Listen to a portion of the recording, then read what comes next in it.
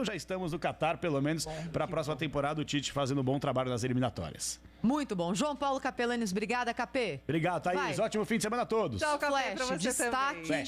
dos jogos do final de semana. Opa, rapidinho então, jogos do final de semana, passando a tabela, 4 da tarde, estreia do Edmundo, Palmeiras e Internacional. Nós teremos também uma outra partidaça envolvendo Santos, Sport e Santos, domingo às 8h30. E aí, segunda-feira, tem som majestoso pra começar bem a semana que vem.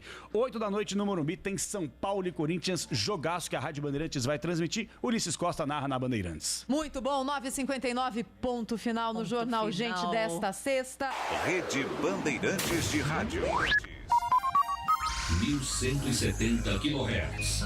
Bandeirantes AM. Olá, ouvinte da Rádio Bandeirantes, aqui quem fala é Walter Sena. Eu estou aqui para convidar você para acompanhar as principais notícias do dia no Band Cidade. De segunda a sexta, às 6:50 da noite, logo depois do Datena. E você pode também participar com informações em flagrantes do seu bairro, da sua rua. Mande seu vídeo, mande sua fotografia. O WhatsApp da Band é o 19991969255. Anote aí. 991969255. Informação com credibilidade, marca registrada do Grupo Bandeirantes. Portanto, não perca o Band Cidade às 6:50 da noite. Até lá! Você está ouvindo a Rádio Bandeirantes de Campinas, ZYK 569, transmitindo em 1170 kHz. Bandeirantes Campinas. Na minha opinião, a reforma Congressos agora na Rádio Bandeirantes, Bastidores do Poder. Olá, pessoal, muito bom dia para todos vocês. Sexta-feira, olha, o feriado deixou essa semana curtíssima, né? Enfim, já estamos no fim de semana, para minha alegria e para a alegria da Rose também, porque descansar é sempre bom.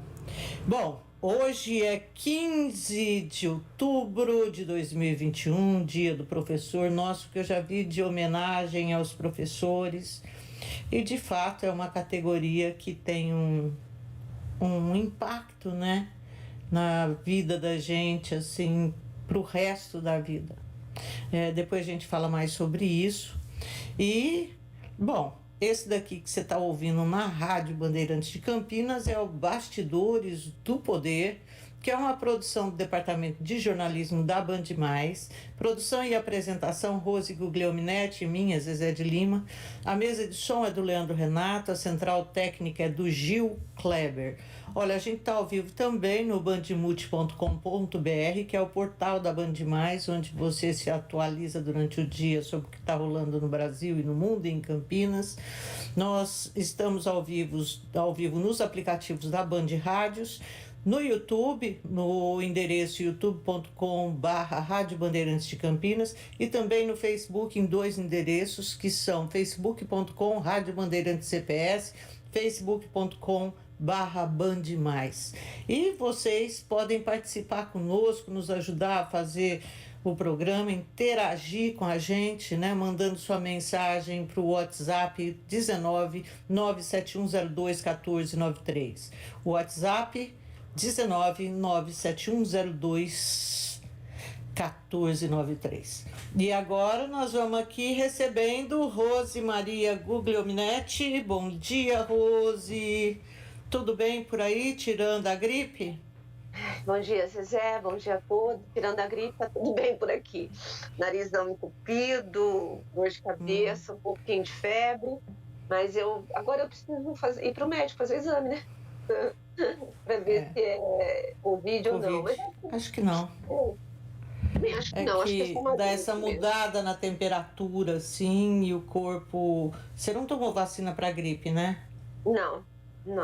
Se eu puder fugir de agulhas, já falei isso. Eu tomei a vacina da Covid, eu tomaria tantas vezes necessária, mas se eu puder fugir de uma agulha, né, amiga, você tá sabendo? Eu fiquei tão feliz que eles disseram que agora estão desenvolvendo uma vacina da Covid que não precisa de agulha. Vai ser uma assim, beleza. Esperando por isso.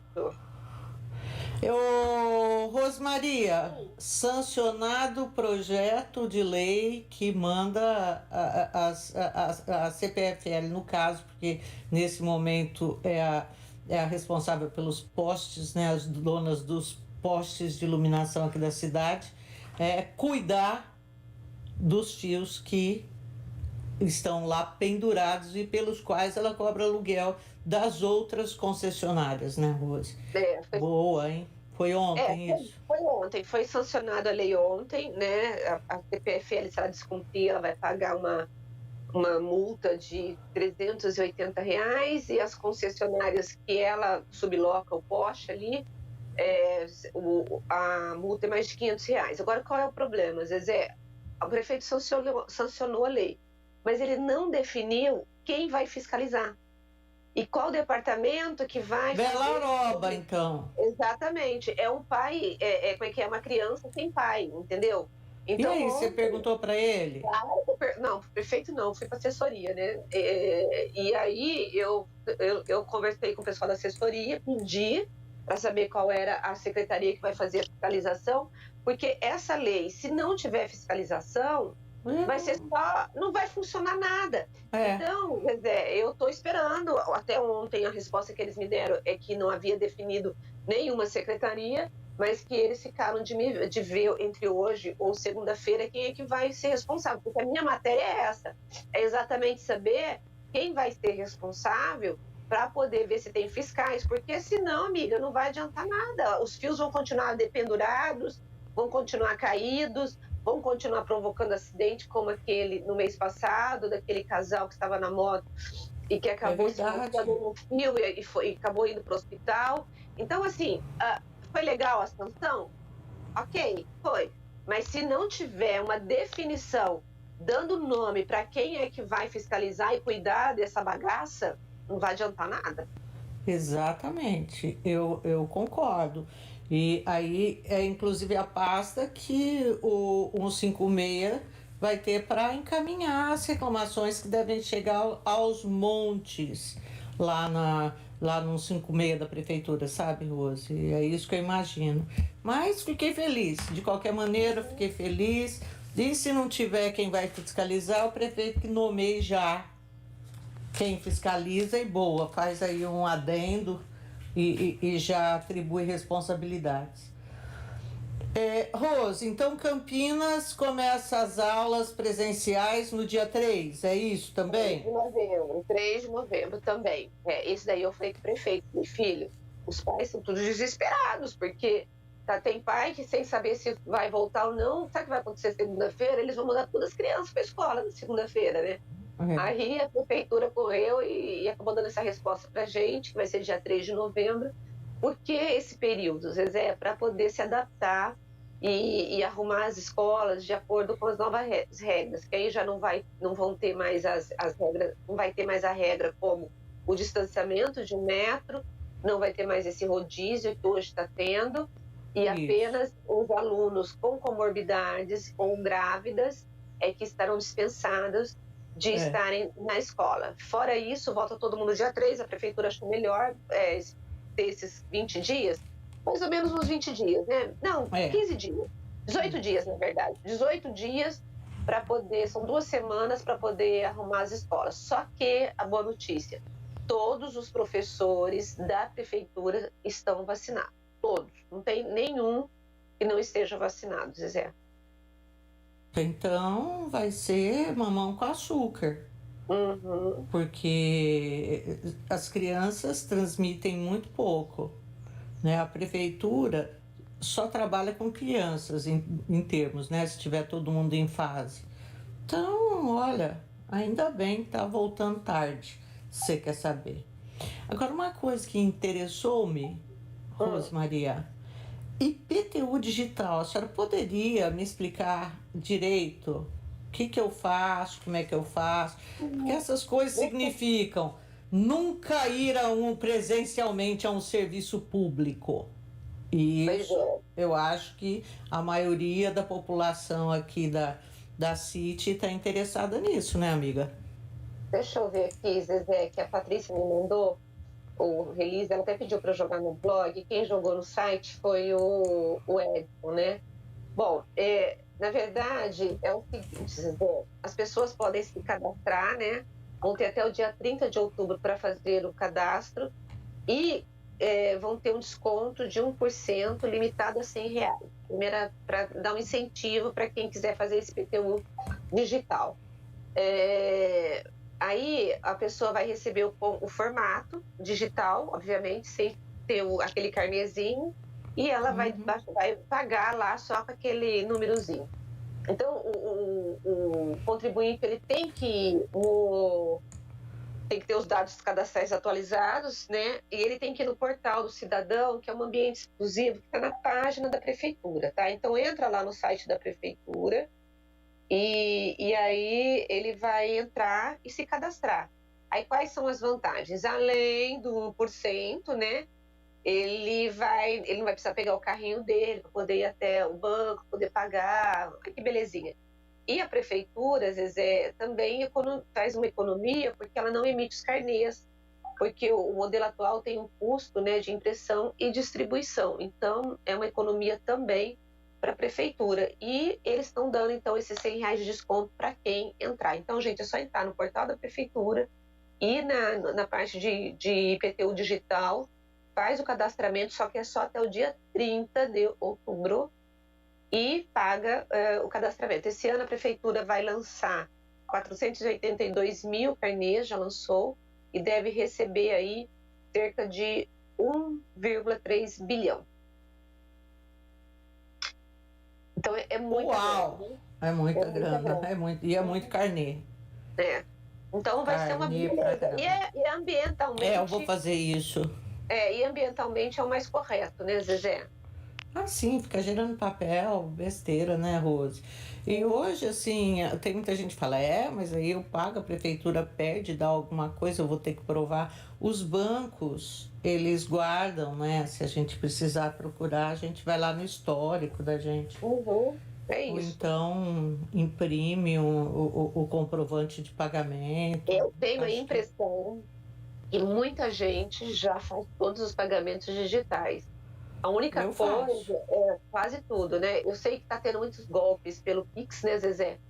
A gente tem tido, assim, um absurdo de golpes pelo Pix e você sabe que eu fiz um depósito errado? Eu não, Luiz, né? Fez um depósito errado e pelo Pix e a gente não conseguiu reaver. Você não consegue reaver do banco? Você acredita nisso?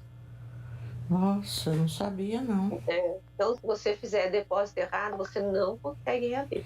O que eu vi é que o Banco Central, em função principalmente de sequestro relâmpago, né, impôs uma série de regras aí para transferência, tanto por documento eletrônico, como DOC, TED, quanto pelo Pix. E agora acho que é das 8 da noite às 6 da manhã...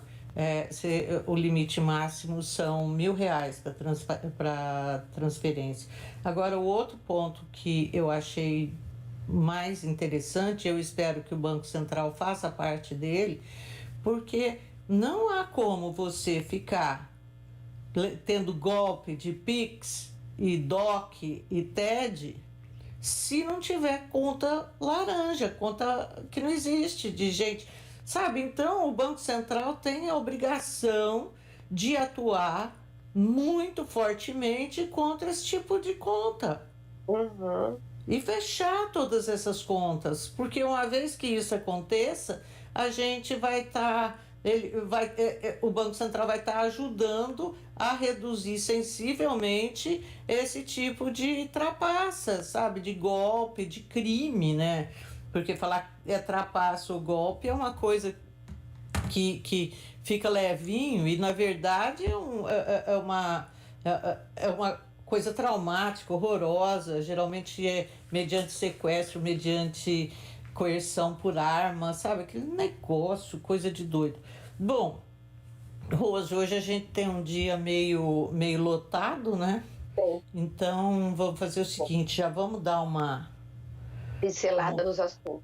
Né? Pincelada nos assuntos, Bom, o Supremo Tribunal Federal decidiu ontem que é inconstitucional uma lei que autorizava a venda no país de uma série de medicamentos usados para perder peso, tá? Quais são os mais famosos dessas substâncias aí?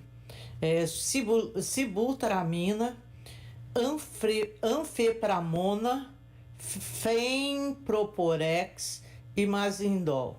O que aconteceu quando essa lei foi criada? O absurdo de você ter uma lei que autoriza simplesmente isso. Nós temos a Anvisa no Brasil, que é responsável por autorizar o comércio, a fabricação de medicamentos aqui no país. E essas autorizações, a gente imagina que seja assim, e a gente só pode falar que existe alguma falcatrua se alguém nos provar. Mas até que nos provem o contrário, a Anvisa, se o medicamento é seguro, se o medicamento cumpre uma série de exigências da agência, ela libera o medicamento. Agora, se não cumprir, não tem como liberar. Segundo eu li, assim, em vários países, essas substâncias aqui estão proibidas para a questão de emagrecimento. Mas houve uma pressão muito grande dos médicos, de endocrinologistas, e aí os deputados simplesmente resolveram o veto da Anvisa a esses medicamentos para emagrecer, criando uma lei. Gente, Rose, é uma piada.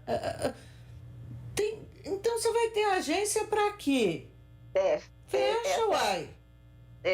Esse seria meu comentário. Eu achei que a decisão do STF foi super acertada, porque não tem sentido você ter uma agência formada por técnicos, pelo menos, né, a gente espera, e é verdade, tem técnicos, pode não ter na direção, mas ali naqueles que fazem os relatórios são técnicos, e que tem, Zezé, atrás dela uma responsabilidade, não atrás dela, tem uma responsabilidade sobre ela, de que quando ela diz, esse medicamento, ele está liberado, existe ali uma segurança que o paciente que está tomando aquele remédio, ele sabe que tem alguns efeitos colaterais, mas que a grande maioria vai estar em segurança para poder utilizar aquele medicamento.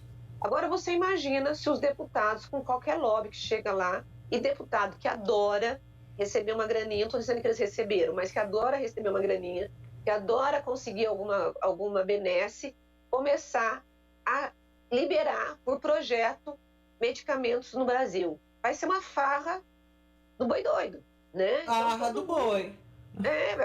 Vai ser uma farra. Por quê? Porque aí você vai começar a liberar. Então, eu acho que toda liberação de medicamentos... Gente, nós estávamos no meio da pandemia, nós tivemos que nos submeter à Anvisa para poder avaliar e liberar, mesmo em emergência, a vacina da Covid. Por quê? Porque isso traz segurança. Isso traz aquela história, olha, nós vimos, eles cumpriram as regras, cumpriram todo o regramento, e isso é possível, você pode tomar essa vacina. E é importante, Zezé, até para o país, sabe? Só falta agora a gente ter uma relação de tomar medicamentos que os deputados vão acabar liberando. Então, para mim, o STF agiu tudo certo, agiu certo, realmente. Porque você tem razão, é exatamente isso aí que eu acho. Só me falta essa. Quem assinou essa lei, aliás, foi o Rodrigo Maia, enquanto presidente da Câmara, porque quando ele assinou, Michel Temer era o presidente e estava em viagem. Bom, Rose, uma outra coisa aí que me chamou a atenção anteontem, na verdade, um deputado norte-americano, muito chegado ao Trump, ele fez um discurso em um dos órgãos lá dos Estados Unidos tratando de imigração ilegal, criticando, né, a imigração ilegal, e ele citou o Brasil como um dos países que mais manda pessoas para o México para que elas entrem ilegalmente nos Estados Unidos como imigrantes. E ele fez assim uma observação falando, olha, não são pobres, é gente com bolsa Gucci e roupa aí de grifes internacionais.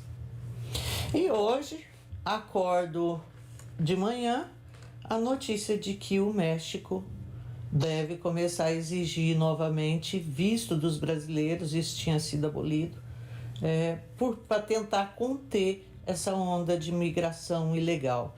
Do ano passado até esse ano, foram mais de 40 mil pessoas que foram flagradas tentando entrar ilegalmente no país. E aí, Rose? Que rolo, né? Bom, quando o deputado ele coloca a Bolsa Gucci, não sei o que lá, ele está dizendo que quem está imigrando para lá não é qualquer um. É quem tem grana e quem está querendo entrar ilegalmente no país e ficar por lá, né? Aí, eu não conheço muito esse deputado, Zezé. Eu sei que os republicanos, eles estão naquela história de não ter muito, de ser contra a imigração. Agora, eu acho que todo tipo de imigração ilegal é muito nocivo para qualquer país, né? Então, você precisa ter uma regulamentação, tem que tentar entender. E o México, não sei se você falou, vai exigir um visto para poder impedir justamente essa imigração do brasileiro que entra pelo México e vai para os Estados Unidos. Eu acho, Zezé, assim, quem se submete a ser ilegal num país, eu não teria condições psicológicas de ficar ilegal em qualquer país, porque eu teria medo de ser deportada, de ficar clandestinamente, eu não gosto nada disso.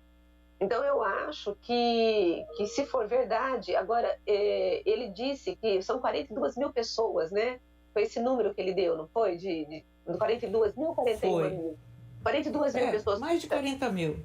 Pô, não são 4 pessoas, é muita gente, Então, assim, é um problema que eu acho que os dois países têm que sentar, os Estados Unidos e o Brasil, e tentar entender o que está acontecendo, né, Zezé? Colocar o México é que fica numa situação bastante desconfortável, porque o México tem sido cobrado, assim, demais dos Estados Unidos por causa dessa imigração, né? Inclusive, lembra da proposta aí do Trump de murar tudo, e aí nós vimos o México intensificando a fiscalização, principalmente quando rolavam aquelas ondas, lembra as ondas de imigrantes da América Central? E que iam, aí acabou criando tipo campos de refugiados. Problema social, problema econômico para o México. E fora que ele estava lidando com que não era um cidadão dele, mas ele estava respondendo por um problema com outro país que não era dele, né? É uma coisa extremamente complicada para o México, assim. E eu acho que o México tem que fazer isso mesmo. E isso me trouxe à memória a história de uma brasileira que estava atravessando o deserto. Você chegou a ver isso? Não faz muito tempo, faz um mês por aí. Uma brasileira com mais, acho que 2 amigos de infância e um coiote. Coiote é um cara que você contrata, que em tese ele sabe os percursos para chegar onde você quer. E ela de Minas, e aí ela quando estava quase no fim da travessia, ela se sentiu mal, não conseguia mais ir adiante, ela foi abandonada, e aí ela narra para a família dela, ela esperando, porque eles haviam dito que voltariam para buscá-la, e ela esperando essas pessoas voltarem para buscá-la até quando ela morre. Assim, é uma coisa muito, muito, muito triste. Mas a gente sabe que esse tipo de travessia é extremamente arriscada, né, Rose? Mas eu fico pensando assim, sério, que país é esse, né? Que país é esse nosso, que as pessoas elas são capazes de morrer tentando e tentar a sorte em outro lugar, né? Elas morrem. Muito doido isso, né, Rose? Eu acho assim, e você olhar, Zezé, muito da imigração, ela ocorreu na época da pandemia, que eu acho que tem a ver com desemprego, tem a ver com o desespero das pessoas, né? Eu acho que você só tenta ir para um outro país quando a situação no seu está muito difícil, está muito difícil. Então, eu acho que o maior problema, né, o maior réu, se eu posso assim dizer, dessa imigração ilegal é o próprio gestor público, é o próprio Estado, que não oferece para essa pessoa condições dignas de trabalho, de vida, de qualidade de vida, porque aí ela tenta, num outro mundo, conseguir sobreviver, porque o país que ela mora não está sendo suficiente. O ano passado, esse ano, o que eu ouvi de amigos meus dizendo, gostaria muito de ir para outro país, se eu pudesse ir para outro país. Por exemplo, Zezé, eu cheguei a ver a história de Portugal, porque Portugal está recebendo muitos brasileiros, né? E como meu marido tá desempregado, eu falei, vamos ver, né? Eu cheguei a ver, mas aí eu não iria ilegalmente, eu iria tentar ir legalmente, né? Mas é uma possibilidade, porque quando você vê que todas as portas estão fechadas para você no seu país, você fala, eu tenho que tentar alguma coisa, né? E buscar. No caso dessa mulher que morreu, ela havia morado lá nos Estados Unidos por bastante tempo, ilegalmente. Conseguiu um pé de meia, veio para o Brasil, aí a coisa pegou de novo, ela falou, vou voltar para lá. Então, ai, gente do céu, é terrível. Que drama, né? É um drama, porque você vai procurar. Então, para mim, o maior problema mesmo é que o país de origem onde a pessoa está, ele não está oferecendo condições dela permanecer naquele país. Por isso que ela tenta a vida em outro lugar. Que é o que a gente viu, né, Zezé, quando você tinha a guerra. O que a guerra fez? Mas assim, aí a dramaticidade, né? Quando, diferente, diferente. De um Afeganistão, de uma Síria. Aliás, o Afeganistão, gente, tá pegando fogo. Teve lá mais uma explosão em Kandahar agora de manhã, 36 mortos, 53 feridos e ainda contando, porque ninguém afirmava que esse número estava fechado. Foi um atentado numa mesquita xiita. Gente, aquilo ali não vai rolar nunca. A paz naquilo ali, na Síria, né? Nossa, e eu tava olhando, né, lendo assim, quando que a Luísa joga vôlei, eu acabo vivendo muito essa coisa do vôlei, né, com a minha filha. E a equipe de 62 vôlei, mortos já, viu? 72 mortos, né? A equipe de vôlei feminina e outros atletas esportistas estavam desesperadas de continuar no país, porque elas estavam sendo perseguidas, porque elas ousaram ter uma profissão por ser mulher. Então, assim, é terrível, é terrível. É uma situação, assim, de dar medo, de dar medo. E não dá para a gente acreditar que em pleno século XXI, com a tecnologia, né, Zezé, assim, mandando no mundo, com a gente tendo aí a ciência desenvolvida, você ter países em que você ainda vive no obscurantismo do século XVI, do século XV, do século XII. Não é uma coisa maluca? Então, para mim, o maior problema é o seguinte, é você obrigar que as pessoas vivam. Tendo liberdade de escolha, eu acredito que se tiver, e eu acho que tem, tá, uma parte da sociedade que acha que a vida é isso e acha que a burca é uma... né? A gente vê na França, o rodovu que deu na França, quando o governo francês baixou uma lei proibindo o uso de burca no país. Isso daí porque estava ficando difícil identificar terrorista e tudo mais, então proibiu e houve um levante, não só na França, mas em outros países e muita gente falando que é absurdo, sabe? A pessoa quer professar a fé dela, ela tem o direito, não sei o quê, e tem. Mas tudo tem que ser tratado como um direito dela, um direito de escolha. Agora, se você disser, se você não usar a burca, eu te corto o pescoço, aí Santa Maria Gorete, né? Não dá, né? Aí não tem a menor condição. Agora, essas disputas lá no Afeganistão vêm ganhando corpo após a saída dos Estados Unidos e com o Estado Islâmico atentando, porque é um rival notório do Talibã. Então, e para você atacar o Talibã, você mata inocente. E é assim, sabe, você tá dentro de uma mesquita rezando, chega um nego lá, explode 3 bombas e até esse momento 62 mortos. Olha, dá uma olhada nisso, por causa de luta pelo poder. É absurdo, porque radicais todos eles são, mas é uma loucura. Ô Rose, nós temos de ir então para um intervalo e a gente já volta, tá ok, gente?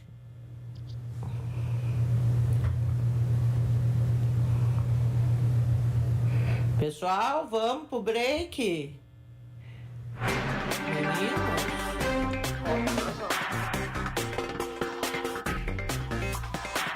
Dentro da pequena área. De segunda a sexta-feira, das 11h30 ao 12h30, você vai invadir a melhor parte do campo. Nossa área, na Rádio Bandeirantes. Oferecimento Medplex Veracruz. Saiba mais em cirela.com.br/Medplex Veracruz.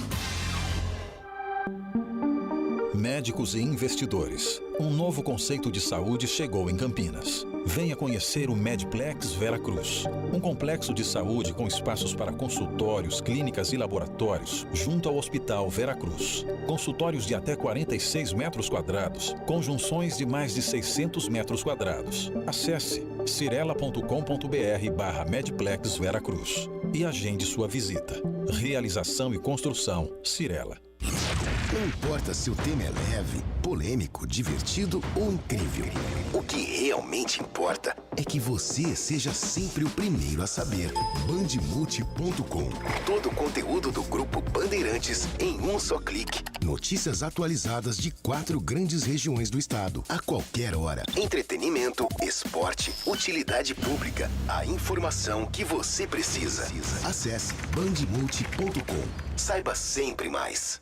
Campeonato Brasileiro 2021 na Rádio Bandeirantes. A melhor transmissão de futebol com a equipe esportiva de maior audiência do interior. Nesta sexta-feira, o Guarani vai até Maceió para enfrentar o CRB. Às 19 horas no Estádio Rei Pelé. E no sábado, a Ponte Preta vai enfrentar o Náutico. Às 16 horas no Estádio Moisés Lucarelli. Jogos da 30ª rodada do Brasileirão. Acompanhe em AM 1170 Campinas, pelo site radiobandeirantescampinas.com.br, aplicativos Band Rádios e Rádio Bandeirantes Campinas, sistemas iOS e Android, também pelo Facebook e YouTube. Futebol é com a Bandeirantes, vai a laia, laia,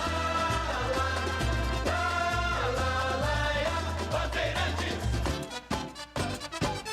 Futebol. Com escola e família juntas, muda tudo. Estudantes com famílias que participam de sua vida escolar ficam mais confiantes, interessados e melhoram o rendimento. E para incentivar isso, o governo federal, por meio do Ministério da Educação, criou o programa Educação em Família. Consulte os projetos disponíveis na escola do seu filho. Saiba mais em gov.br/MEC. Ministério da Educação, Governo Federal, Pátria Amada Brasil. Trânsito. Luiz Ismânio, nos dois sentidos o motorista não encontra dificuldades. Até o Dureto de Almeida Camargo, o motorista faz um bom caminho, encontra apenas uma movimentação um pouco maior no acesso ao Tapetão. Livelo, o programa de recompensas que você junta pontos e troca por viagens, experiências e até cashback. Viver melhor é viver com pontos Livelo. Baixe o app ou acesse livelo.com.br/saiba mais. Agora, notícias da hora com as notícias locais, nacionais e internacionais, direto da redação da Rádio Bandeirantes. A venda de ingressos para o primeiro desfile das escolas de samba do Rio de Janeiro desde o início da pandemia de Covid-19 foi aberta nesta quinta-feira. Os valores variam de R$ 115 para as cadeiras numeradas no setor 12, onde há dispersão, a R$ 500 para a arquibancada numerada no setor 9, no meio do sambódromo. O carnaval do ano que vem será nos dias 26, 27 e 28 de fevereiro e 1º de março. Os desfiles do grupo especial estão marcados para o domingo e a segunda-feira. Também é possível garantir vagas vaga no desfile das campeãs, que será no dia 5 de março, um sábado. Os ingressos estão sendo vendidos pela internet. Entre as escolas que desfilam no primeiro dia estão Imperatriz Leopoldinense, Mangueira, Salgueiro, Beija-Flor de Nilópolis, Portela, Mocidade Independente de Padre Miguel e Unidos de Vila Isabel. Você ouviu Notícias da Hora, aqui na Rádio Bandeirantes. Rádio Bandeirantes. Fechada com você. Fechada com a verdade. Você está ouvindo Bastidores do Poder, na Rádio Bandeirantes.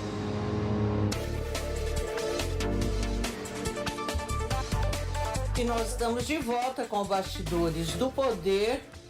E agora a gente recebe aqui o José Roque, do CNPEM, e que vai falar pra gente como tá os Sírios, a quantas andam as pesquisas, enfim.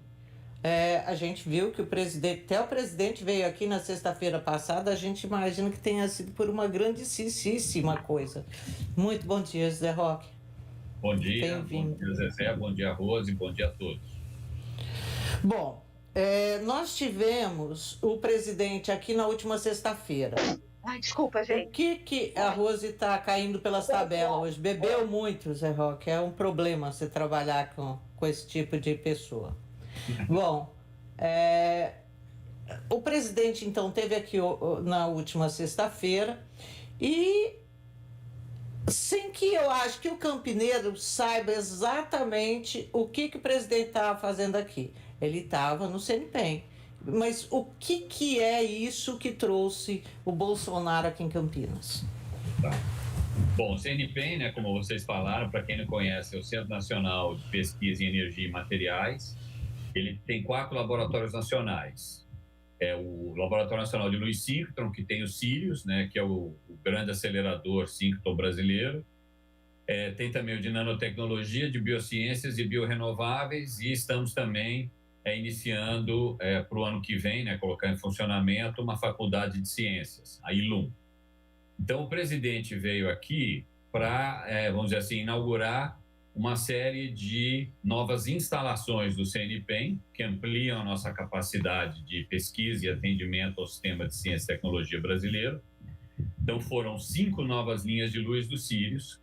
Então, o Sírios é o acelerador, mas os experimentos mesmo são feitos nessas chamadas linhas de luz, que são as estações experimentais. E cada uma tem uma técnica distinta e um potencial, que vai permitir, de fato, que o Sírios seja usado. Então, nós estávamos somente com uma operando, né, no ano passado, que foi a Manacá, que o presidente também veio inaugurar em outubro do ano passado, e após um ano, ele retornou para inaugurar mais 5. Então, o Sírios passa a ter 6 linhas de luz agora funcionando para o sistema de ciência. Nossa, foi rápido, né? De 1 para 6. Isso, a gente trabalhou duro esse ano, apesar da pandemia, o pessoal se dedicou bastante. De um total de 14, o projeto Sírios, nessa primeira fase, ele prevê um total de 14 linhas de luz, né? O Sírios poderá ter no futuro até 38 linhas de luz, mas esse projeto, nessa fase 1, vamos dizer assim, o prédio, os aceleradores e 14 linhas de luz. Das 14, 6 vão estar operacionais. A gente já está construindo mais 4. A gente espera que até o meio do ano que vem, ou talvez até o fim do ano que vem, vamos colocar assim, mais 5 também, então iríamos para 11. E concluindo até 23, todas as 14. São equipamentos complexos essas linhas de luz. Além das 5 do Sírios, um espaço novo da área de nanotecnologia, que foi inaugurado para nanofabricação, então é uma facilidade única no país para isso, salas limpas e outras competências e equipamentos. O lançamento dessa escola ILUM, né? Uma área de nanotoxicologia também, e rapidamente 2 acordos com empresas, um com a CBMM e outro com a Pitec, que é uma parceira nossa, aqui da região de Campinas. Bom dia, só para a gente poder traduzir para quem está nos ouvindo, o que esse laboratório ele vai trazer, o que ele pode fazer pela ciência. Eu sei que ele pode trabalhar com saúde, com petróleo, mas traduz para quem está nos ouvindo o que significa a luz ciclotron, né, e todas essas operações que você colocou para a gente, e o que vai trazer para o brasileiro, para a ciência no mundo? Bom, para investigar qualquer problema, como você falou, né, saúde, energia, né, que são problemas importantes aí do mundo, você precisa entender como as coisas funcionam. Vamos dizer que você queira lá consertar seu carro, você precisa saber como é que o carro funciona. Você precisa olhar as partes internas do carro para identificar os problemas e poder resolvê-los. Da mesma maneira que uma doença, vamos pegar, a gente está vivendo a pandemia, né? Então tem um vírus que causa a pandemia, que é o SARS-CoV-2, que causa a doença. Então você precisa, para poder ou fazer uma vacina ou buscar um remédio, entender como que o vírus está invadindo a célula, como é que ele interage com a célula, né, que proteínas que a gente fala, né, que são as maquininhas, né, do vírus, elas são para você poder saber como elas funcionam e tentar daí traçar uma estratégia de ataque. O que na área de energia, por exemplo, do petróleo, você precisa, para ter maneiras mais eficientes, né, de extrair o petróleo da rocha, entender de uma forma mais sofisticada como que o petróleo interage com os poros da rocha. Para fazer modelos em grande escala, você precisa ter parâmetros fundamentais, né, dessa rocha e do petróleo. Então, para enxergar isso, você precisa de ferramentas especiais, porque as coisas no mundo são compostas de átomos, né, que compõem moléculas, que compõem os produtos, vamos dizer assim, os materiais. O que o Sirius permite é que você enxergue esses materiais nessa escala mais fundamental. Então, é como se fosse um gigante microscópio, né, diferentes técnicas, mas que te permite enxergar nessa escala dos átomos e moléculas. Tá? Então, é como se eu pudesse agora entender não o interior do carro, mas o interior dos materiais, e o Sirius permite isso daí. E cada linha de luz, ela te dá uma técnica diferente. Uma vai permitir enxergar a estrutura das proteínas dos vírus, outra vai permitir fazer uma tomografia de uma célula, enxergar eventualmente o vírus dentro da célula. Então, a gente vai no hospital, faz uma tomografia do nosso corpo e vê onde está o coração, fígado, rim, etc. Eu quero entender o vírus dentro da célula, então eu preciso fazer uma tomografia da célula. O Sirius vai permitir fazer esse tipo de, vamos dizer assim, experimento, e isso muda o patamar do que os pesquisadores brasileiros vão ter de informação para responder as suas perguntas. Bom, José Roque, a gente, esses tempos atrás, tudo que se falou foi Covid, SARS-CoV, foram esses os assuntos dominantes. E a gente viu que uma pesquisa que envolveu os Sirius foi uma das primeiras a apontar algumas informações acerca do que é o vírus. Que pesquisa foi essa primeira? Veja, teve, assim que a Manacá começou a funcionar, né? A Manacá é a linha de luz, a gente tem o nome da flora e fauna brasileira nas nossas linhas de luz, como é um equipamento brasileiro, a gente homenageou a nossa flora e fauna. A Manacá é uma linha dedicada a ver a estrutura tridimensional de proteínas, né? Os primeiros trabalhos envolveram proteínas do vírus, né, que causa a Covid, que é importante para você buscar fármacos, né? Porque, para quem está nos escutando, imagine que é como se fosse uma chave e uma fechadura.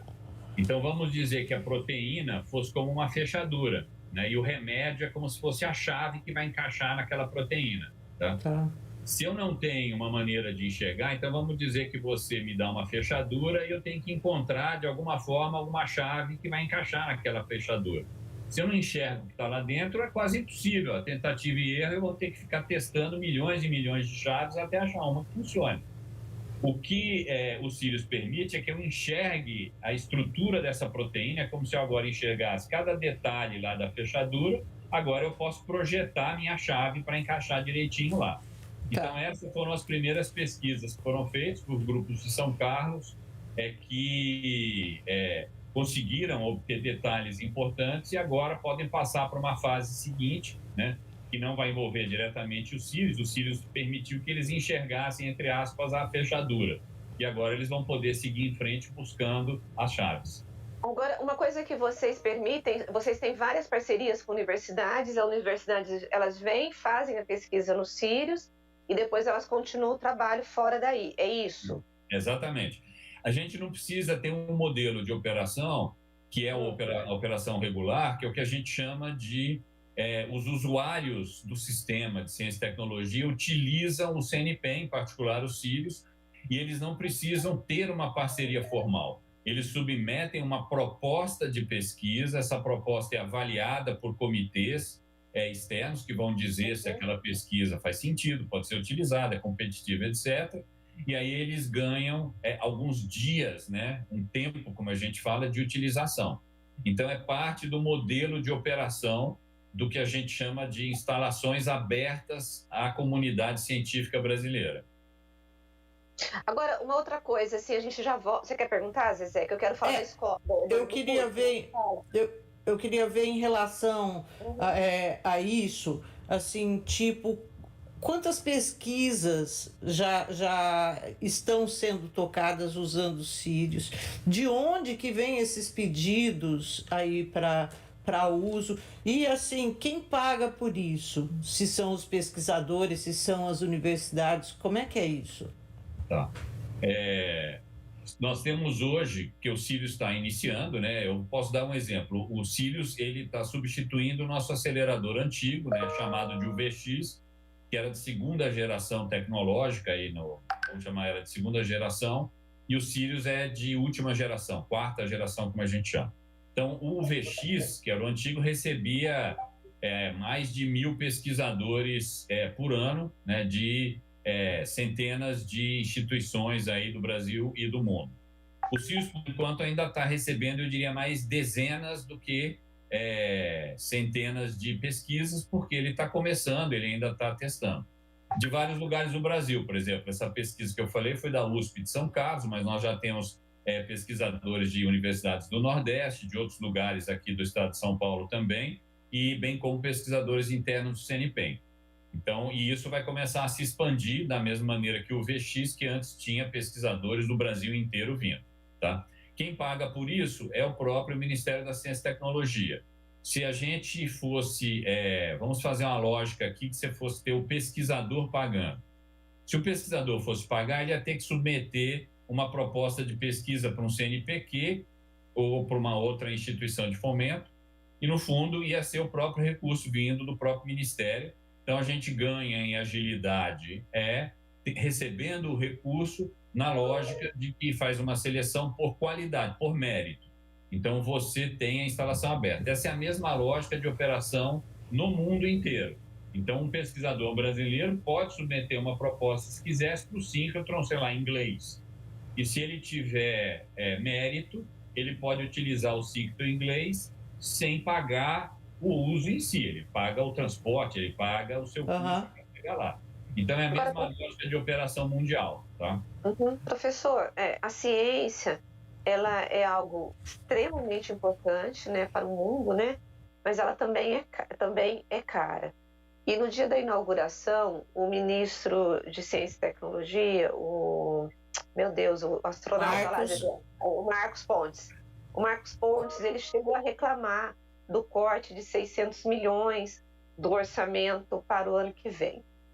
Primeiro, assim, a primeira pergunta para o senhor a ciência agoniza em relação a essa questão de ter dinheiro aportado para fazer com que a pesquisa seja feita, com que tenhamos pesquisadores, porque ela é cara. Segundo, como que esse corte pode atingir o CNPEM e como que o senhor está vendo assim, o que esperar do futuro em relação a finanças, o financeiro e a questão da tecnologia e ciência? Primeiro, é verdade que ciência é cara, mas é muito mais caro um país sem ciência. Imagine um país sem ciência e educação, isso vai custar muito mais para a sociedade do que o financiamento em ciência. Então, as pessoas têm que entender a importância do financiamento. Além disso, o financiamento em ciência, ele não pode ser enxergado com uma visão extremamente imediatista. Eu financio hoje e vou ter o resultado daqui a 2 meses, do ponto de vista do que chega na sociedade. O que você precisa é ter um financiamento contínuo, que os resultados vão ocorrer continuamente. Mas o resultado de hoje é fruto de pesquisas que começaram alguns anos atrás, né? Então, é o que eu falei, se o Covid chega e você não tem todo um sistema montado, você não tem tempo, você não vai montar, porque daqui a 10 anos é que você vai ter esse sistema pronto para reagir.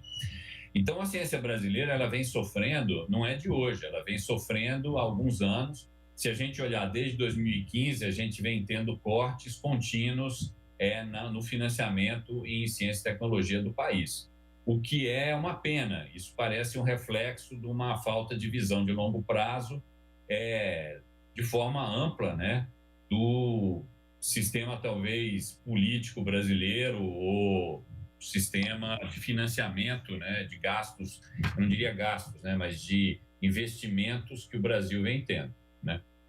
Em particular, agora,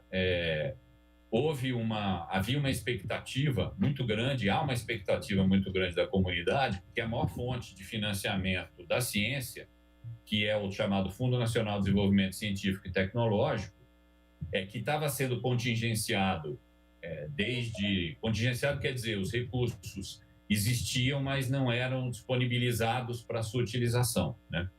Desde 2015. E passou uma lei no Congresso, esse ano, impedindo esse contingenciamento para justamente poder dar uma reativação no sistema de ciência brasileiro.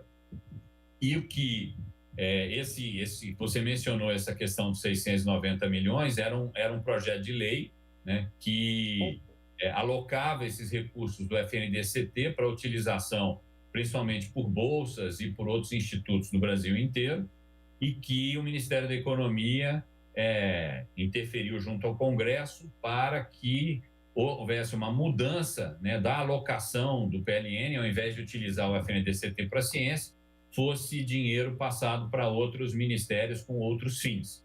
Então, de fato, foi um choque, um baque enorme para o sistema científico brasileiro.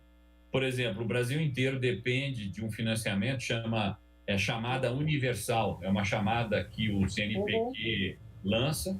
Fazia 3 anos, pelo menos, que não tinha nenhuma chamada universal, e o dinheiro dessa chamada estava justamente nesse PLN. Então, é um baque enorme para a ciência, né? Ele não afeta, nesse momento, diretamente os CIRIs, que era um recurso já alocado para outras atividades, mas afeta a ciência e, indiretamente afetando a ciência, afeta os CIRIs. Sim. Bom, uma pergunta sobre o laboratório aqui de Luz Síncroton, o velho. Ele ainda está operante? Ele vai deixar de operar? O que vai ser feito com ele? Tá. Não, ele parou a sua operação no final de 2019, quando a gente começou a migrar as atividades para os CIRIs. Uma série de equipamentos dele que ainda podiam ser utilizados nos CIRIs, né, na parte principalmente das estações experimentais, né, as linhas de luz, foram então migrados, uma vez que ele foi desativado, começaram a ser migrados para os CIRIs. Outros equipamentos que não iam diretamente para os CIRIs, mas que ainda tinham utilização, estão sendo removidos e transferidos para os laboratórios dentro do CNPEM. E agora a gente está no momento de, vamos dizer assim, desmontar de forma cuidadosa o antigo acelerador. Então, ele está sendo desmontado. Algumas partes, eventualmente, podem ser doadas para outras instituições, ou, eventualmente, o que de fato não puder ser usado, né, ser desmanchado, descartado, efetivamente, porque não tem mais utilização nenhuma. Tá? Isso normal em qualquer lugar do mundo. Quando você migra para um novo equipamento, é uma questão, inclusive, de custo, certo? Se tem um equipamento muito mais eficiente, você tem que gastar dinheiro e colocar todos os seus recursos para fazer ele operar da melhor forma possível. Não faria sentido você manter um equipamento ultrapassado, porque consome recursos. Então, é uma questão de otimização de recursos. Sobre a faculdade que vai ser inaugurada aqui, fala pra gente onde vai ser exatamente, o que é essa faculdade. Só para os nossos ouvintes, nós estamos entrevistando José Roque, ele é diretor do CNPEM, e ele vai falar agora uma notícia muito, muito importante, que é essa faculdade, que eu achei assim fantástica. Vamos lá. Veja, a gente há alguns anos vem discutindo dentro do CNPEM que há espaço, né, dentro do sistema de ensino brasileiro de contribuir para a formação justamente de cientistas do futuro, né? E, vamos dizer assim, os problemas que a humanidade, né, hoje tem para enfrentar, questões ligadas à sustentabilidade, ao meio ambiente, energia, saúde, são questões complexas, né, que necessitam de uma formação interdisciplinar e multidisciplinar, exigem, então, uma forte formação em física, química, biologia, computação cada dia mais importante, né, essa parte de inteligência artificial, trabalho com grande massa de dados, uma visão, inclusive, que conecta a parte mais teórica com a parte experimental.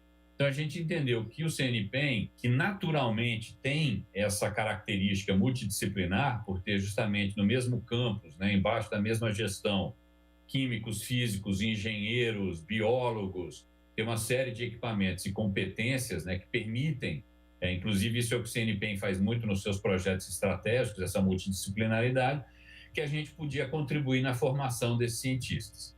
Então, foi sendo estruturado, né, um curso, né, que é um bacharelado em ciências, né, um bacharelado com essa visão interdisciplinar e multidisciplinar, e uma visão que, desde o começo, vai, de alguma forma, se integrar no CNPEM. Então, esses jovens vão conviver dentro do CNPEM e ter uma formação muito baseada em problem solving, né, na solução de problema. Então, o que interessa não são necessariamente... obviamente, você tem que ter uma formação forte, né, nas matérias específicas, mas você tem que conseguir ter uma visão mais integrada, que os problemas, é o que eu falo, um problema... ele não escolhe uma matéria, um problema precisa ser resolvido. Então, quando você fala numa questão de energia alternativa, ele não pergunta se a solução é de um físico, de um químico ou de um biólogo. Ele é um problema integrado que precisa justamente dessas equipes multidisciplinares. Então, ele tem toda uma visão diferenciada. Quem tiver interesse, já vamos abrir para vagas, né, para as pessoas concorrerem. Nós vamos utilizar tanto notas do Enem como entrevistas, a parte da entrevista, né, da intenção dos candidatos, do que eles esperam como futuro, é fundamental para o processo todo de escolha. Serão 40 vagas, é uma parceria tanto do Ministério da Ciência, Tecnologia e Inovações quanto do MEC. Então, o MEC é um interveniente, como a gente fala no nosso contrato, né, com o governo, e a escola chama ILUM, e ela vai inicialmente começar no primeiro prédio onde o CNPEM começou, onde o Syncton brasileiro começou. É um prédio na região aqui do bairro de Santa Cândida, aqui de Campinas, e vão conviver no campus principal também do CNPEM ao longo aí da sua carreira. A inscrição tem que ser feita...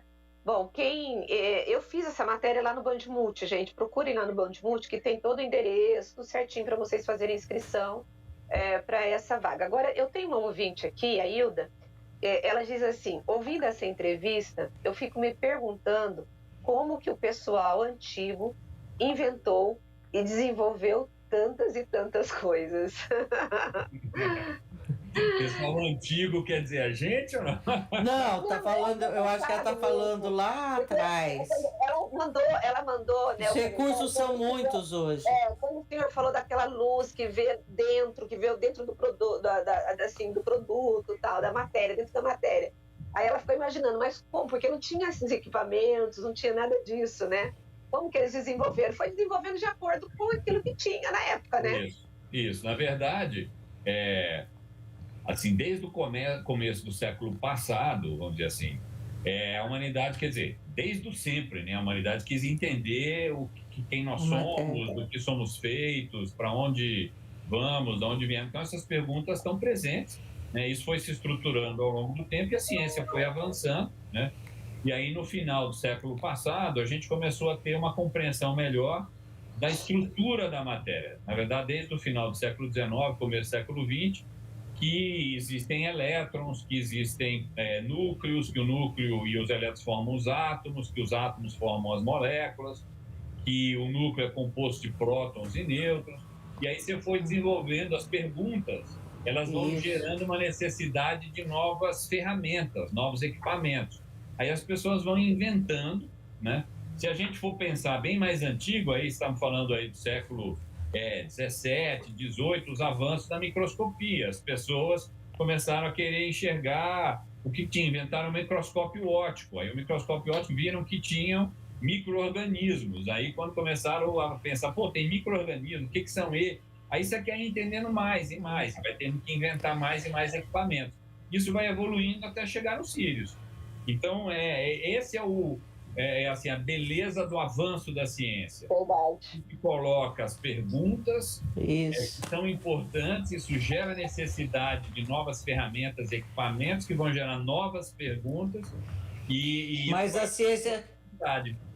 ciência não existe sem pergunta, né? Não. Basicamente é isso. A origem da ciência é a pergunta, quando você quer saber. Mas como? Mas por quê? Isso que cada criança é um grande cientista em potencial. Eu queria registrar aqui meu parabéns aos professores, né? Hoje é dia dos professores, porque eles é que podem ser o grande estímulo desse cientista que está em cada um de nós aí.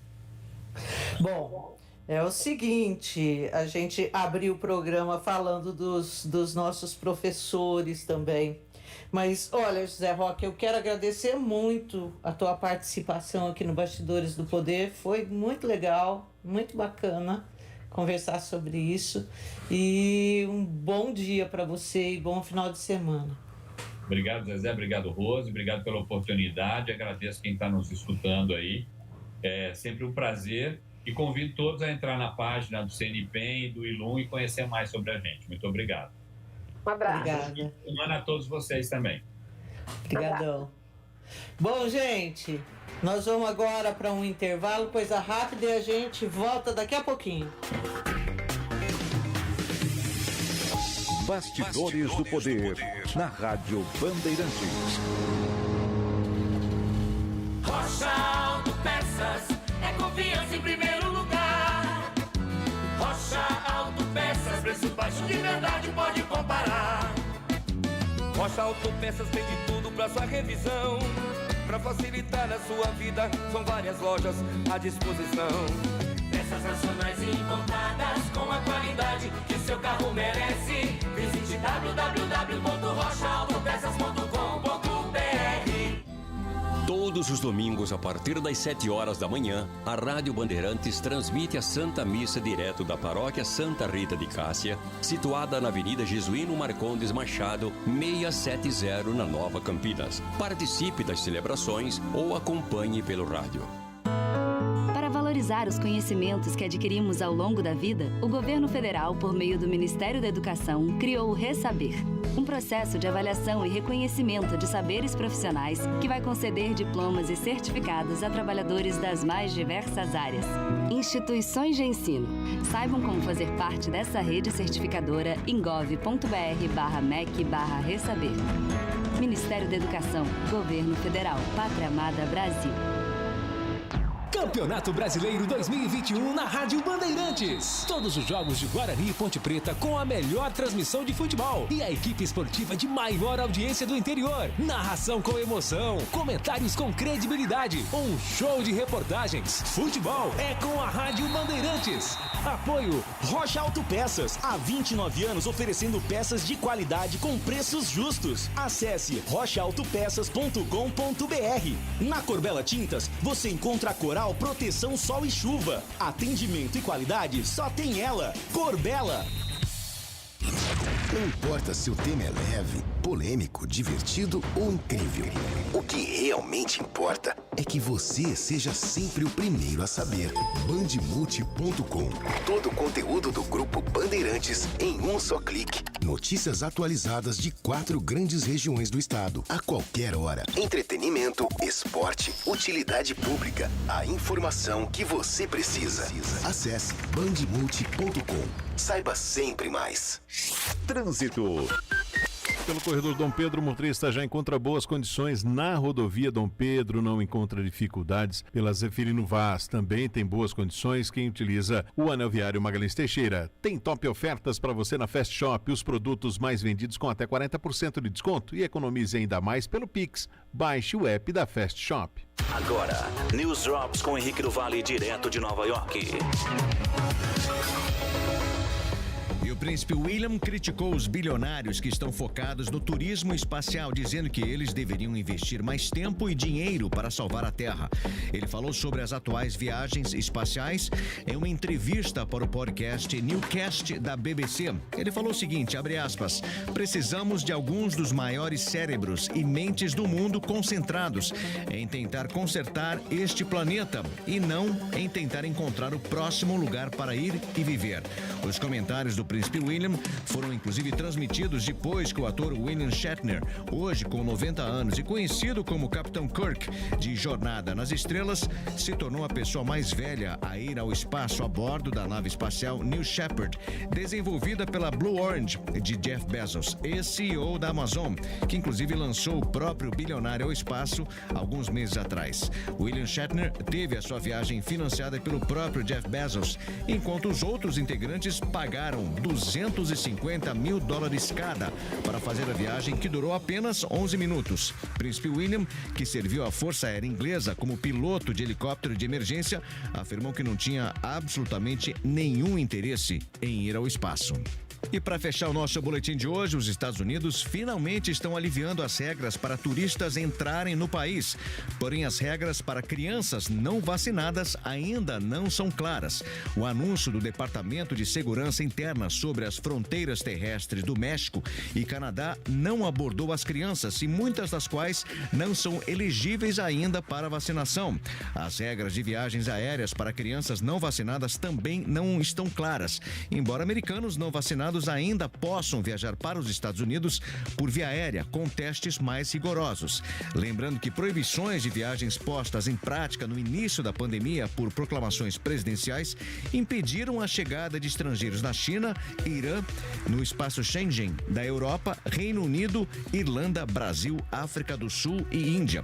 Pela primeira vez em mais de um ano, em muitos casos, os estrangeiros vacinados que estiverem nesses países nos 14 dias anteriores à entrada nos Estados Unidos logo terão permissão para entrar com prova de vacinação e um teste de Covid negativo feito em 3 dias antes do seu voo, e também sem a necessidade de realizar quarentena.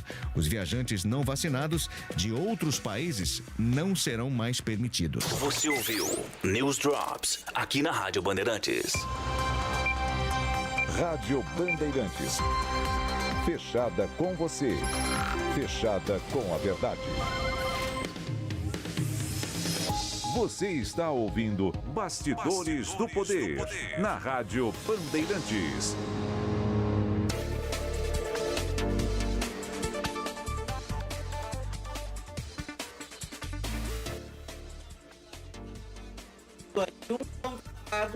Mas está meio difícil. Vamos ver se rola do convidado chegar. Rose Maria, volte, não se vá. Ô Rose, oi. E Lula entrou na briga de novo, né? Entrou. Zezé, o senador já entrou, vamos chamar? Isso, vamos lá. Senador José Aníbal, pelo PSDB de São Paulo. Senador, muito bom dia para o senhor. Bom dia, Zezé. Prazer voltar a falar com você, com seus ouvintes de Campinas e da região. Muito bom dia e prazer estar aqui presente, né? Finalmente conectou. Ai, bacana, obrigada. Bom, senador, eu vou começar por um assunto que está incomodando o Brasil inteiro, que é a história do André Mendonça, nomeado há mais de 3 meses, indicado, né, pelo presidente da República, Jair Bolsonaro, e cujo nome está lá, trancado na gaveta do Davi Alcolumbre, o presidente da CCJ. Como é que o senhor vê esse imbróglio todo? Acaba prejudicando o Brasil, porque nesse momento o Supremo Tribunal Federal tem 10 ministros e rolam os empates e tudo mais. Olha, primeiro que as pessoas saberem, né? O Senado, como toda a Casa de Parlamento, tem várias comissões. O Senado tem uma de Constituição e Justiça. Essa comissão, que é uma das mais importantes do Senado, tem a incumbência, a responsabilidade de sabatinar indicados para o Supremo Tribunal Federal, entre outros. E quem marca o dia para que isso aconteça é o presidente da Comissão de Constituição e Justiça. Aliás, os presidentes de comissão, eles têm uma grande autonomia. São eles que definem quem vai ouvir quando tem alguma outra questão, audiência pública, etc, etc. Claro que procuram compartilhar com os outros senadores, mas a decisão é do presidente. O presidente Davi Alcolumbre, já faz quase 3 meses, foi feita a indicação pelo presidente da República do novo ministro do Supremo Tribunal Federal, e ele ainda não convocou a comissão para sabatinar o indicado pelo presidente da República. Isso está gerando um certo desconforto, tem parlamentares que gostariam de que isso acontecesse logo. Você mesmo disse aí, o Supremo está com 10 ministros, falta um, né? São 11, e está gerando um certo estresse aí.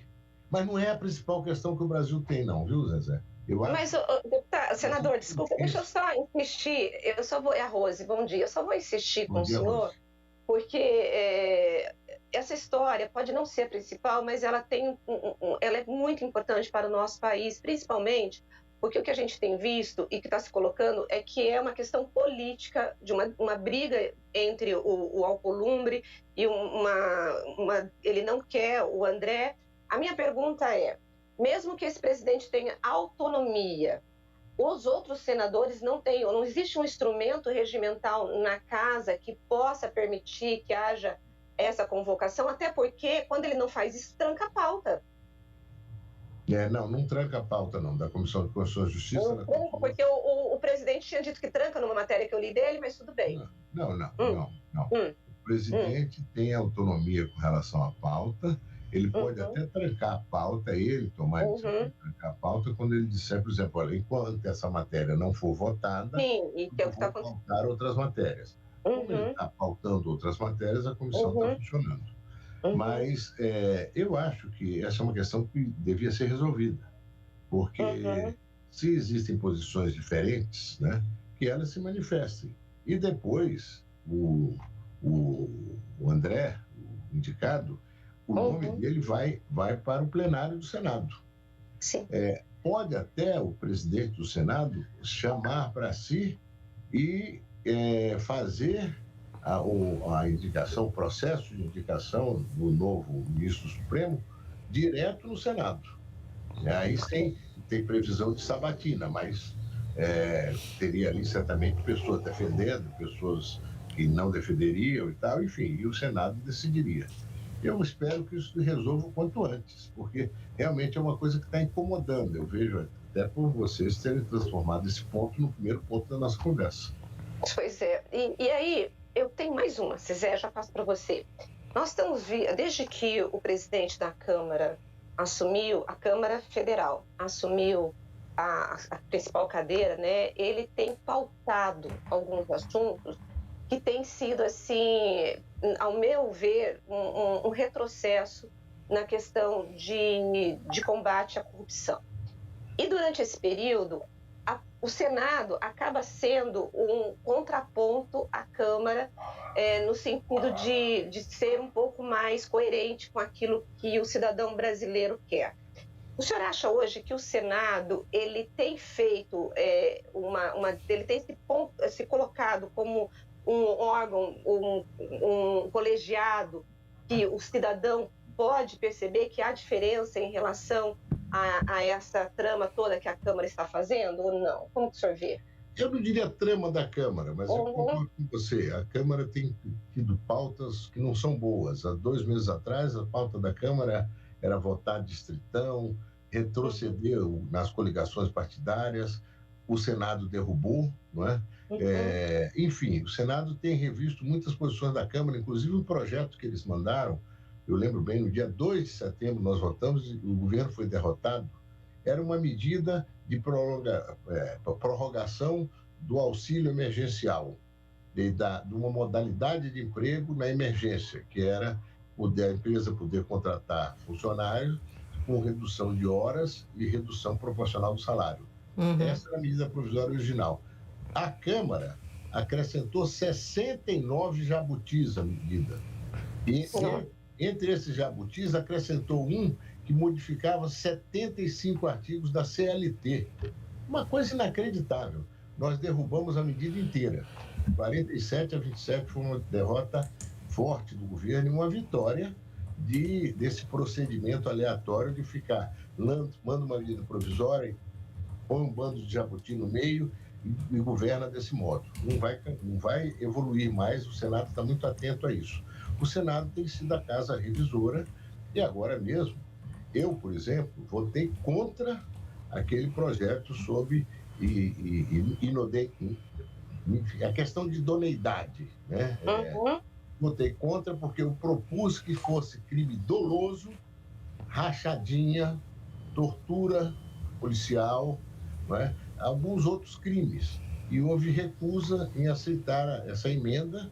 E eu disse, olha, sem que isso esteja bem explicitado, embora eu considere que algumas coisas tinham que ser mudadas, eu não voto esse projeto, votei contra. Claro que foi derrotado. Mas nós temos votado matérias muito importantes, inclusive um novo marco do setor ferroviário, e temos procurado rever posições adotadas pela Câmara. Eu já sei, por exemplo, a Câmara tem muita dificuldade de votar essa mudança do imposto de renda que o governo fez, que chama de reforma tributária. Isso não é reforma tributária, coisa nenhuma. Isso é uma mudança tributária para o governo levantar um recurso adicional, uma emergência, que é como tem agido o governo, por impulsos. Bom, o senhor está falando dessa questão desse programa, do projeto do IR, né, que já está no Senado, está sendo relatado agora. Então, eu queria que o senhor me falasse desse projeto, que, assim, agrada médico, advogado, ferra com todo o resto, mas esses estão felizes da vida, como nunca. Então, qual a expectativa que o senhor tem, do que vai sair disso daí, se vai passar? E depois eu gostaria que o senhor me falasse também sobre a aprovação do projeto do ICMS para combustíveis, e que eu tenho a impressão de que os governadores estão meio fulos com isso. Não só os governadores, né? Os economistas estão dizendo que não é o foco, né? Não é a gasolina não aumentou por conta do ICMS, né, senador? Vamos nos pôr de acordo aqui numa coisa. O Brasil não tem um presidente que governa. Ponto. Basta pegar a agenda dele. Não tem nenhuma reunião dele com a equipe econômica, com sindicato patronal, com sindicato de trabalhadores, com entidades, nada. O que tem é um presidente que age criando factoides toda hora. Agora mesmo vi um que ele chora no banheiro, quando ele está no banheiro. Eu lamento que ele chore quando está no banheiro. Ele devia chorar publicamente, sobretudo os 600 mil mortos que ele desdenha. O Brasil, só um detalhe, o Brasil já vacinou 100 milhões de pessoas. No começo desse ano, 22% dos brasileiros diziam que não iam se vacinar. Hoje, apenas 5%. 95% dos brasileiros ou já se vacinaram ou querem se vacinar. Desses 5% que são contra, entre eles está o presidente da República, que devia dar o exemplo. Bom, voltando a essas duas questões, acho que se depender do Senado, não passa o imposto de renda e difícil passar o ICMS da gasolina. O imposto de renda, porque isso, como disse o ex-secretário da Receita Federal, Everardo Maciel, isso é um projeto de hienas, de gente que não está bem intencionada, de gente que não quer fazer a reforma tributária. O ponto básico da reforma tributária qual é no Brasil? Quem paga imposto no Brasil, paga mais impostos, são os trabalhadores. E os trabalhadores que ganham menos pagam mais ainda. Os mais ricos pagam muito menos imposto. Não só proporcionalmente, é absolutamente. Tem gente riquíssima que quase não paga imposto nenhum. Ou então manda o seu dinheiro para paraíso fiscal, como fez o ministro da Fazenda e o presidente do Banco Central, o que é inaceitável. Em qualquer outro país, os dois se demitiriam. A questão do imposto de renda está com o senador Ângelo Coronel. Ele já disse, olha, eu vou chamar pelo menos 8 audiências públicas para discutir isso. Justamente o que você disse, Rose, chamar os profissionais, as pessoas que são especialistas, etc. Nós já temos 2 propostas de reforma tributária, uma na Câmara e uma no Senado. Vamos encarar esse desafio, parar de remendar. Vota uma dessas reformas, põe elas para tramitar, aperfeiçoar e votar. A questão do ICMS é uma ilusão. O Senado tem vários... A do Senado passou, não passou, senador? Passou a semana passada ou retrasada? Não, a do imposto de renda passou, agora foi para a Câmara. Tá? Não, eu digo... Agora do Senado? A do ICMS. Tá. O imposto de renda passou, já está no Senado. Sim. O senador Ângelo Coronel, que já disse que vai fazer 8 audiências públicas. Esquece esse ano, que era o objetivo do governo. Vai para o ano que vem, já é um sinal de que não há muito apreço por esse tipo de impulso do governo que só serve para resolver uma situação emergencial.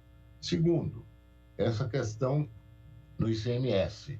O que a gente vê nas repercussões todas, primeiro, o presidente ele é um especialista em terceirizar a responsabilidade. Ele sempre arruma um responsável. Na questão dos combustíveis, ele jogou a responsabilidade em cima da Petrobras. O general da Petrobras disse: nós não vamos mudar a nossa política. Os reajustes nossos vão ser feitos de acordo com o reajuste do dólar. A Petrobras é uma empresa internacional, etc, etc. E o dólar está completamente descontrolado. Mais de R$ 5,50 por $1. Com isso, o impacto no preço dos combustíveis começa na origem, né? Em quem produz e processa essa matéria-prima, que é a Petrobras. É um monopólio. Então, agora, como a Petrobras diz que com ela não, o governo vai atrás do ICMS. Está criando um procedimento, vai criar uma média do preço dos derivados de combustível nos 2 anos anteriores. Dentro dessa média, vai estabelecer um valor fixo. Enfim, altera a política atual de ICMS no caso de combustíveis.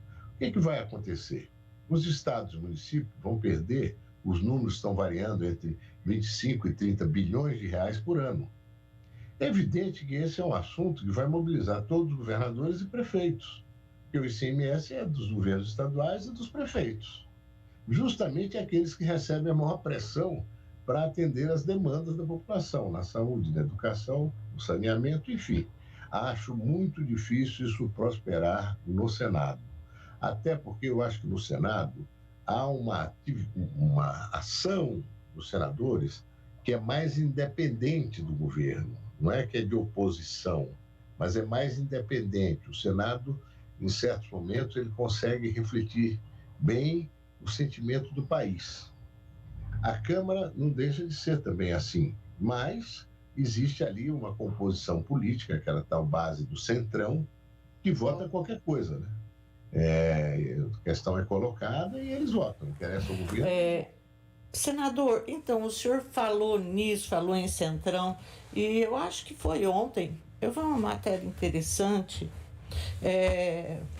não sei se na Folha, no Globo, mas, enfim, essa matéria dizia o seguinte, que o PSDB da Câmara está muito mais bolsonarista agora do que quando o presidente do partido, Bruno Araújo, definiu aí isso daí em 7 de setembro, que o partido iria para a oposição, isso depois do Bolsonaro ameaçar as instituições e tudo mais. Como é que o senhor vê isso? Em vários projetos desses, que o senhor inclusive citou, tem a chancela do PSDB. Assim como tem a chancela do PSDB, por exemplo, nesse projeto que está tratando agora do Ministério Público. A gente ficou surpresa em ver assim, o tanto de cara do PSDB ali votando para colocar o projeto na pauta. Eu lamento profundamente. Eu já falei isso publicamente para os líderes do PSDB na Câmara, para os deputados. Já disse com clareza meridiana o seguinte: tem muita moeda na política hoje e pouca política. A política perde densidade, perde importância, o interesse público, quando a moeda, a tal das emendas, acaba que o deputado acha que vai se eleger se ele realmente puder ter muito recurso para distribuir nas suas bases, etc.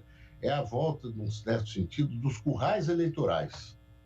Não tem política, não tem o que serviço para apresentar, mas apresenta emenda que ajuda na gestão, etc. E eu espero que sejam todas muito bem usadas. Então, a moeda tomando o espaço da política. Evidentemente que isso é muito ruim. No caso do PSDB é lamentável, porque o PSDB, e eu trabalhei muito por isso, há 2 meses atrás, se definiu como um partido de oposição. Para mim sempre foi, deveria ter sido, não é? E eu queria, naquela resolução, que a gente acenasse também com a possibilidade do impeachment. Ficamos de estudar. De lá para cá, isso pouco evoluiu, infelizmente. Mas nós estamos num processo de prévias para escolher um candidato a presidente da República, e eu acho que esse processo pode revitalizar o partido ou não. Se revitalizar, o PSDB certamente vai poder disputar a confiança do eleitor. Se não revitalizar, o PSDB vai ter que fazer como fazem os partidos do Centrão. A política é uma ação de tomar lá da cá, no sentido de conseguir benesses aqui e acolá, não cuidar das questões mais gerais de interesse público, reforma tributária, reforma administrativa, mas para valer, não no gogó. Esse compromisso infinito com a educação que nunca se realiza, porque ele é discurso.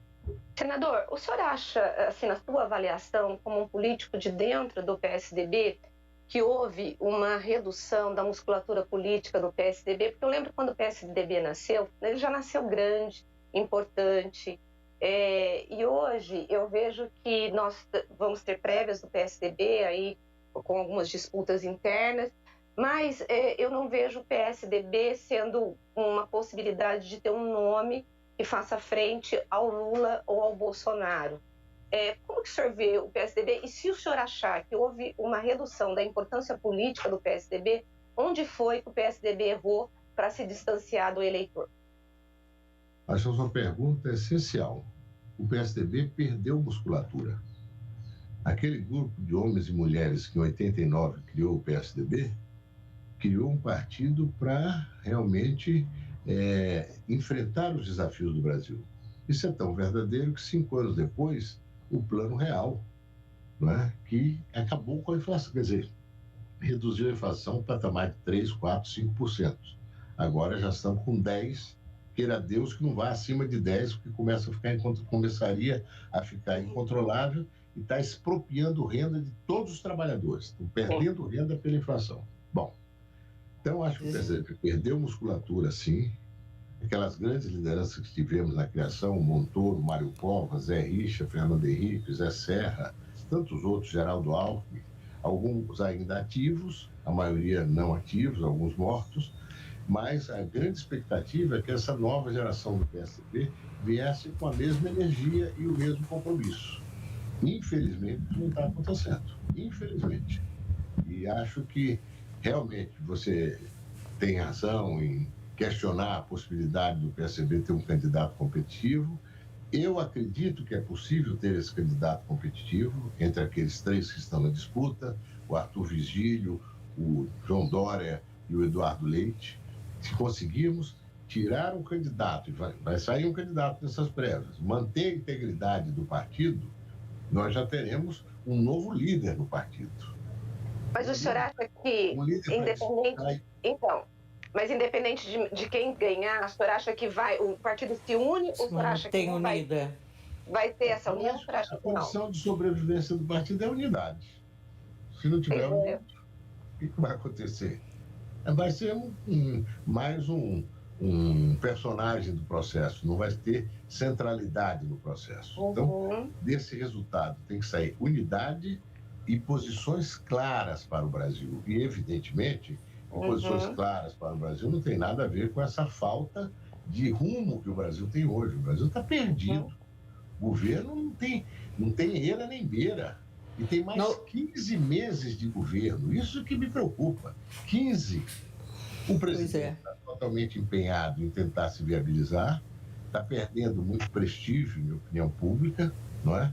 Mas tem uma base que ele conserva, está sendo afetada, mas ele conserva, e vai ter que surgir alguém, uma liderança, que seja portadora de uma esperança. Dos que estão aí, dos que estão aí no PSDB, que pleiteiam ser esse candidato, quem o senhor acha o mais preparado? Zezé, eu sou coordenador do processo de prévias. Então, nessa condição, eu não posso declinar. Não posso falar nada, né? Eu estou cuidando para que o processo se realize com uma boa participação do conjunto dos filiados. Nós vamos começar, inclusive, os debates entre os candidatos e o primeiro vai ter cobertura do Globo. Como que o senhor vê a possibilidade da saída do Alckmin do PSDB? O senhor acha que isso é uma perda para o partido? Claro que é. O Geraldo Alckmin foi 4 vezes governador de São Paulo, 4. Uma ele sucedeu o Mário Covas, outras 3 ele foi eleito. As 2 últimas ele foi eleito no primeiro turno. Pois Ou seja, é alguém que tem fundada presença no estado de São Paulo. Perder um quadro como o Geraldo Alckmin é perder uma parte da nossa história, aqui em São Paulo principalmente. Bom, senador, nós temos que encerrar a entrevista, que a gente tem que entregar agora para o esporte, ainda mais com o Brasil ontem arrebentando, né? Mas foi um prazer. Faltava aquilo ali, né? Faltava mostrar aquilo pra gente. Mas olha, muito bom dia pro senhor, muito obrigada, bom fim de semana e vamos marcar uma outra. Muito obrigado, Zezé. Sexta-feira eu vou estar em Campinas. Oba! Que vem. Eu vou visitar o Hospital da Mulher, com o qual já colaborei, vou visitar o prefeito, vou passar umas horas por aí. Quem sabe eu passei na porta do CBN para tomar um café. Tá joia, tá ok então. Um abraço. Um abraço, viu, senador? Aí na Band, pelo amor de Deus. Fica tranquilo. Um abraço para o senhor. Grande abraço. Tchau, tchau. Bom, e agora nós vamos então para um intervalo bem... Intervalo nada, nós vamos embora. Eu tô de plantão. A partir de agora, Maria José de Lima está esperada. Bom, e eu tô com dor de garganta, hein, Rose?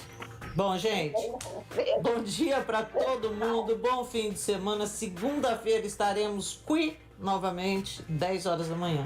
Venham com a gente. Rose, descansa, beijo.